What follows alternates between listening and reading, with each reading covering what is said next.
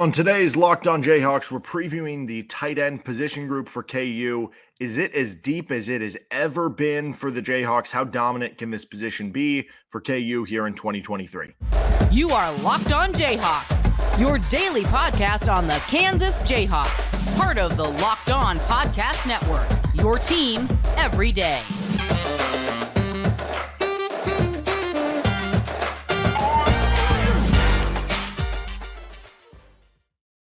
I'm Derek Johnson. You can hear me as well Monday through Friday from 3 to 6 p.m. on KLWN in Lawrence with Rock Chalk Sports Talk. Thanks for making Locked On Jayhawks your first listen every day. We are free and available wherever you get any of your podcasts. You can also like and subscribe to the show on our YouTube page as we continue to try to add to our in-home studio here in the transition there.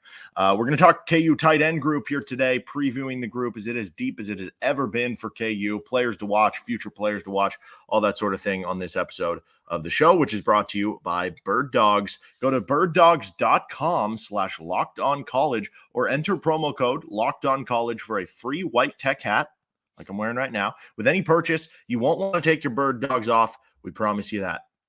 Okay, so quick overall thoughts on the tight end group here for KU. The first thing is you return, your starter with Mason Fairchild, who was all Big 12 second team a year ago.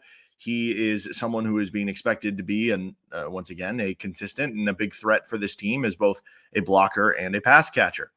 Jared Casey, everybody's darling from 2021, had a really impactful 2022 season, whether it was catching 4 touchdown passes, leaking out of the backfield and finding openings. I think everybody's favorite Jared Casey play from last year, I don't know, maybe would it be the Texas Tech one, him just running away? He was also the guy who caught the 2-point conversion that sent it to the next overtime before Kansas failed on the 2-point conversion in the Liberty Bowl against Arkansas. But he was also a really good blocker. I thought Fairchild got a lot better as a blocker. Casey springed a lot of key blocks last season. Then you have Trevor Kardell, who's been someone who has played kind of, rotational snaps over the last 2 years for KU. Maybe he's taken another step forward this year, but somebody who the staff has very liked and obviously has a lot of talent that if he does take that step and puts it all together, he could be somebody who is a very big impact player for the team. And those 3 guys will really, I think, develop what you mostly expect to see players playing a ton of, double-digit snaps per game from the tight end room. But there are other guys who could fill in to a certain, a handful of plays here or there to do something that they're good at, or if there's an injury or you just want to get extra rest to certain guys. You think about, Will Huggins, former highly recruited 3-star prospect from the Kansas City area at one of the Shawnee schools. And he's someone who is like 6'7". He can be a big pass catcher. Kind of had to deal with injuries over the course of the early part of his career. If he can put stuff together, he's someone that I still believe in and am high on. Tavita Noah, you brought over from Snow College in Utah from a year before. He was thought of as one of the best blocking tight ends on the group. So if you need an extra blocker for goal line packages or something, you can bring him in. Jared Casey, I think of him as like kind of a tight end, H-back, fullback, mix. Maybe Noah can be a backup to that because of the blocking ability that you have there. Obviously, you bring in Jaden Ham, who's one of the top 10 recruits in the state of Kansas, into this position after he flipped from Arkansas, and you have even more depth possibly at this position. So it's a very deep position all the way through. KU is going to want to play a lot of tight ends. They have a lot of sets where it's not just one tight end, it's 2, maybe even 3. In the specific formation for KU, and that allows you to be multiple. That allows you to, run out of a lot of different sets, pass out of a lot of different sets. Having that depth at tight end is important, and KU has just that, especially with how Andy Kotelnicki wants to run the offense. There's a lot of talent at the top. I think Mason Fairchild, if he has another strong year here, he could be a potential NFL draft pick. Now, I don't expect him to necessarily be like a, first, second round pick, but could I see him being a 6th round pick after another productive year and, having a nice jump start to his NFL career? Yeah, I absolutely could. He was a really good player for you last year who got so much better at run blocking from where he was the year before, and he's been a good pass-catching tight end really since he's came in.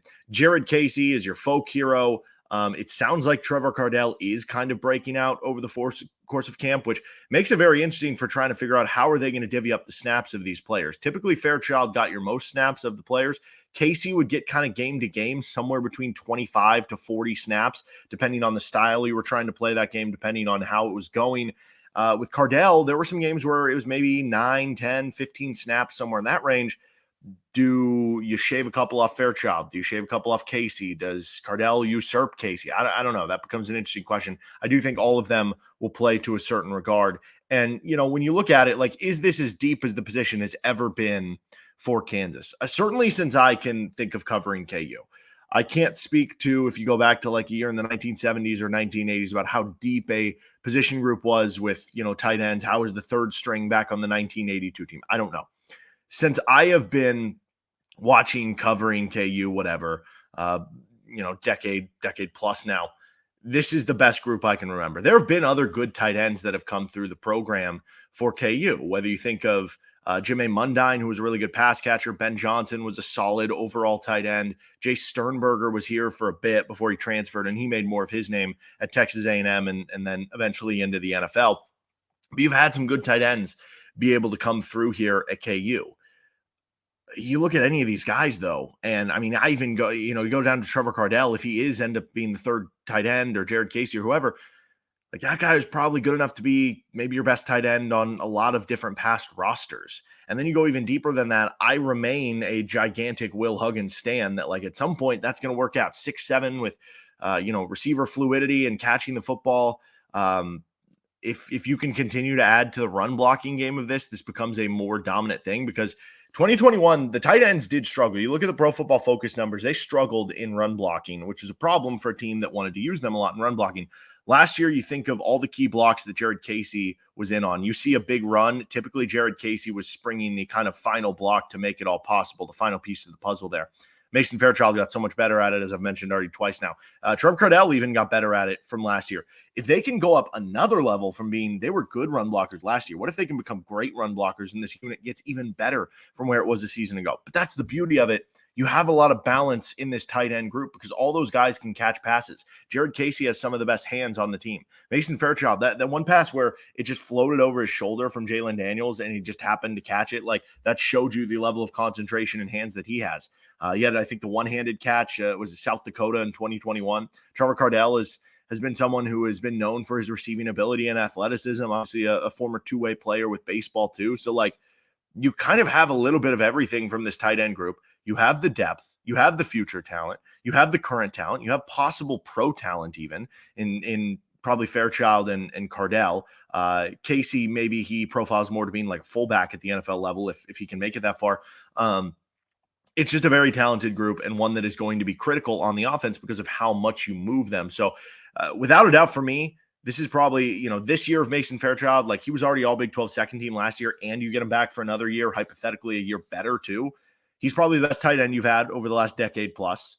Maybe you go back to, like, I don't know, in the Mangino era, if you want to say like Tim Beery, or if you want to say, I'm blanking on the guy's name from the Orange Bowl. I'm sorry about this.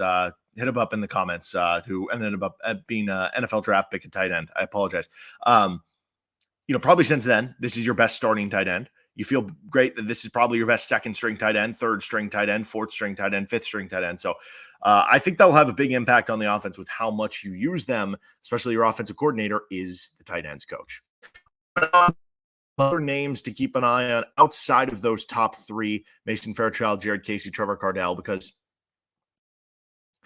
I think the playing time, I think there's going to be a high floor for all three of those guys. If I'm picking someone to make that big impact outside of that, who could it possibly be? And maybe some future players to watch out of the tight end group. First, though, this episode of Locked On Jayhawks is brought to you by eBay Motors. For a championship team, it's all about making sure every player is a perfect fit. It's the same when it comes to your vehicle. Every part needs to fit just right. So the next time you need parts and accessories, head to eBay Motors. With eBay Guaranteed Fit, you can be sure every part fits just right the first time around. Just add your ride to My Garage and look for the green check mark to know that the part's going to fit, or your money back. Because just like in sports, confidence is the name of the game when you shop on eBay Motors. And with over 122 million parts to choose from, you'll be back in the game in no time. After all, it's easy to choose from, and you're going to definitely want to bring home that win, and you will when the right parts are guaranteed. Get the right parts, the right fit, and the right prices on ebaymotors.com. Let's ride. eBay Guaranteed Fit, only available to U.S. customers. Eligible items only. Exclusions apply. Okay, getting on to the others, I guess, in this tight end position, because I'll be curious to see what the role is when you have those three guys who could eat up most of the snaps. Like, is there a role for Tavita Noah, or is it just very situational and very package friendly? I view him more as a tight end blocking back, or a tight end, kind of a blocking tight end, I guess is the way to put it. So I don't know how big his role will be over the course of the season. Will Huggins is the ultimate wild card to me. Again, this is someone who is very athletic. He's 6'7". He can catch passes. Now, how will that be used? Is that just someone that you use at a goal line situation? And that is the beauty of like college football versus pro football. It more so applies for home games, I guess, because on road games, you're not traveling everyone. But in the NFL, you can only dress, 53 guys in a given game. And so you have to make certain, I think it's 53 on the roster. I think you can even dress less than that. Maybe it's like 45 or something. But that really limits your number of players at each position you can have. In college, because you can basically just be like, we got, 6 guys here, we got 7 guys, you really can just be like, hey, we're only going to use you for this one play. We're only going to use you for this one formation because it's not going to inhibit your numbers around the rest of the roster. So, like, what if Will Huggins was just used as a goal line package guy in terms of being 6'7"? Hey, throw him up a football. It's, I'm not a huge fan of the fade routes, especially on like 3rd and goal, 4th and goal. I don't mind it as much on 1st and goal and 2nd and goal because you have some of the plays to work with. But if you are in a situation on 4th and goal or something where it's like, hey, we ran the play, everything was covered, what do we do? It's nice to have a safety valve that you can just be like, well, we're just going to throw up a 50-50 ball. Who represents our best chance to catch that 50-50 ball? Maybe your answer is Lawrence Arnold or Quentin Skinner or one of these big receivers.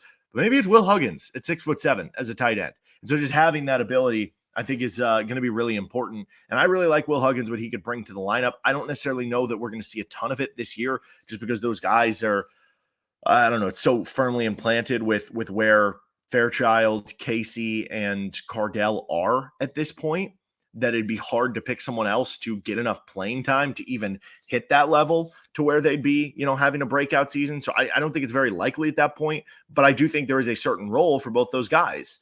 And maybe even special teams too. Like maybe you become key special teams players. And that brings up Jaden Ham too, who is your incoming freshman from Eudora High School.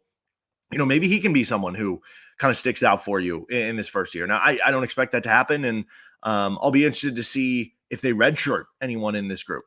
You go down the line, and if you have those top 3 guys who are clearly your top 3, I think Will Huggins has used a redshirt. Tavita Noah, I don't know. Maybe you could redshirt him and get him another year back. But Jaden Ham, it'd make a ton of sense to redshirt him because you could still get him in 4 games if you wanted to. You love those new redshirt rules.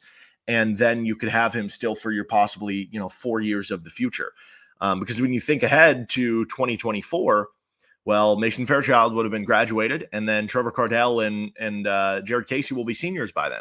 And then you get to 2025, and now Fairchild, Kardell, and Casey are all gone from KU at that point. So if you can get one of these guys to redshirt one of these years, specifically Jaden Ham would make probably the most sense there, then it allows you to kind of slow progress this while also being to a point where you get to save those years on the back end, since you do feel like you have a very deep tight end group, since you do feel like this is a group that's very talented at the top, and because you're going to have probably 2 of those 3 guys back for next year on top of what you already have for this year. All right, we're going to get on to the possible future of the position here to finish things up. And the question, could this actually be Kansas's top position group on the team? First, though, this episode of Locked On Jayhawks will take a quick timeout. All right, so the future of the position group. You heard me just talking about it with, after this year, you'll have Mason Fairchild departing after the year after, Jared Casey, Trevor Kardell, their eligibility would be exhausted. So I think you look at it this year, Fairchild, those other 2 play the most. Huggins, Noah are situational guys. Maybe Ham ends up redshirting. Then you go to 2024, and, maybe Kardell is the starter. Casey maintains the same role as kind of a tight end H-back hybrid, and Huggins or Ham assumes the 3rd string at that point in time. Now, keep in mind, you also have Carson Brune in your class of 2024, so maybe he comes in and he follows the path of Ham this year, which is possible, and he redshirts in 2024. And then you get to 2025, Kardell and Casey are gone, and then at that point, maybe it's Jaden Ham's turn to shine, because I believe Will Huggins would be out of eligibility by then. And then you would also have Carson Bruin at that point is a redshirt freshman, while Jaden Ham would be a redshirt sophomore, in addition to any other players you bring on via recruiting, via the transfer portal. So that's kind of the future of that position. You feel like you're covered for a while, though, because of what you currently have, because of having Jaden Ham down the road. It gives you a lot of coverage. And Ham, I'm really excited for what he could be down the road. He was in more of a running offense, kind of a triple option offense at Eudora High School. Didn't get to show off his athleticism and catching as much. Obviously, that stuff was more shown to the KU staff when you're in some of the camp settings and you're asking them to do different things. But he's someone who I think has untapped potential because of that, because he's going to, add to his game pretty progressively from then on. So I'm excited for him. I'm excited for Carson Bruin when he comes in also. Now, will this be KU's top position group this upcoming season here in 2023? It's an interesting question. If Jalen Daniels is healthy all year long, or it's just Jalen Daniels and Jason Bean, and you get similar, if not better production from what you got last year from the quarterback, inherently, because it is the quarterback, that will be the answer.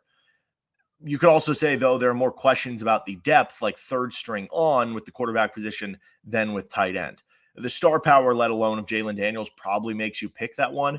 But if you want to go top to bottom and you want to argue depth does have a big important factor there, then maybe we don't take quarterback. If we just want to take quarterback away from this discussion of what is the best position group on the offense and overall for KU, maybe we should just, in general, take that away, because it is a different position. Every other position, you're rotating in guys to a certain extent due to fatigue, injury, or something. With quarterback, it's like you're only rotating if it's a trick play, maybe once a game, or like a trick formation, or if it's like an injury, right? So it's just kind of different. If we compare it to running back, I think there are some valid comparisons there. You kind of have the star power at the top, maybe more star power with Devin Neal than Mason Fairchild at the top. You have some good depth behind it. I think tight end goes 5 or 6 deep, whereas running back might go 4 or 5 deep. And also there have been more injury concerns, I think, at running back. So I think you could argue tight end. The receiver group, I think you feel very good about the receiver group too. But the way I view it, the tight end group, like, this could very well be one of the best tight end groups in the entire Big 12. And I think that could be the case too for receivers. But again, when you go 6 deep on tight ends, and yeah, you could say, oh, you go 6 deep on receivers too. It's different at receiver because you're going to be playing, a lot of formations where you have 2, 3, or maybe even 4 on the field at once. Whereas with tight end, typically it's just going to be 1 or 2 with the occasional 3. So I don't know. That would be a good argument there. It's probably better than any of the defensive positions, maybe save defensive back. With the corner, you have a lot of experience with Kalen Gervin, Kobe Bryant. You add in Demarius McGee, Mello Dotson's back at the safety spot. You bring back your 3 guys, main guys, with Kenny Logan, Marvin Grant, and OJ Burrows that, if you wanted to take the defensive back group over the tight ends. But it's tough, man, because Mason Fairchild, again, he was second team all Big 12 last year.